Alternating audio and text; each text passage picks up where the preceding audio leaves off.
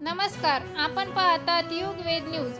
आज आपण अशा एका मराठमोळ्या खेळाडूची प्रेरणादायी कहाणी जाणून घेणार आहोत, ज्याने कठीण परिस्थितीतून मार्ग काढून भारतासाठी इतिहास रचला आहे।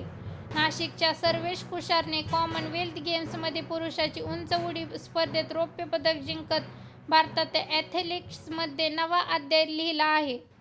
महाराष्ट्रातील नाशिक जिल्ह्यातील देवगावचा रहिवासी असलेला सर्वेश कुशारने हा कॉमनवेल्थ गेममध्ये पुरुषाची हाय जंप स्पर्धेत रौप्य पदक जिंकणारा पहिला भारतीय खेळाडू ठरला आहे। त्याने 2.25 मीटर उंच उडी मारत भारताला रौप्य पदक मिळवून दिले। सुवर्ण पदक थोडक्यातच हुकले, पण त्याच्या या कामगिरीने संपूर्ण देशाला अभिमान वाटला। सर्वेशचा प्रवास अजिबात सोपा नव्हता। त्याचे वडील अनिल कुमार हे शेतकरी आहेत। त्यांची इच्छा होती की मुलाने मोठे होऊन इंजिनियर व्हावे, मात्र सर्वेशला खेळाची आवड होती आणि त्याने हाय जंपमध्ये करिअर करायचा निर्णय घेतला। सुरुवातीच्या काळात महागडे प्रशिक्षक साहित्य उपलब्ध नव्हते, त्यामुळे त्याने जुने कपडे, कापूस आणि भुसा वापरून स्वतःची उडी मारण्याची गादी तयार केली आणि त्यावर सराव सुरू ठेवला। शालेय स्पर्धांमध्ये सर्वेशची कामगिरी पाहून प्रेक्षकांचे त्याच्याकडे लक्ष गेले।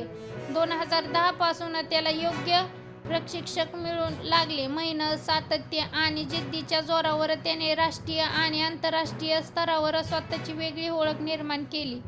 कॉमनवेल्थ गेम्समध्ये सर्वेशने सुरुवातीपासूनच आत्मविश्वासपूर्ण खेळ होता। एकामागून एक उंच पार करत त्याने 2.25 मीटरची उडी यशस्वीरित्या पूर्ण केली आणि भारतासाठी रौप्य पदक निश्चित केले। ही कामगिरी भारतीय ॲथलेटिक्ससाठी ऐतिहासिक मानली जात आहे। सर्वेशच्या या यशानंतर देशातून त्याच्यावर शुभेच्छा वर्षाव होत आहे। क्रीडा क्षेत्रातील दिग्गज, राजकीय नेते आणि सामान्य नागरिकांनी त्याच्या जिद्दीचे आणि मेहनतीचे कौतुक केले आहे। महाराष्ट्रासाठी हा अभिमानाचा क्षण मानला जात आहे। सर्वेश कुशारची कहाणी प्रत्येक युवकासाठी प्रेरणादायक आहे। सुविधा कमी असल्या तरी मोठी स्वप्ने, मेहनत आणि चिकाटी असेल तर जगाच्या कोणत्याही मंचावर यश मिळवता येते, हे त्याने सिद्ध करून दाखवले आहे। सर्वेश कुशारने मिळालेले हे रौप्य पदक केवळ एक पदक नाही, तर संघर्ष, मेहनत आणि जिद्दीचा विजय आहे।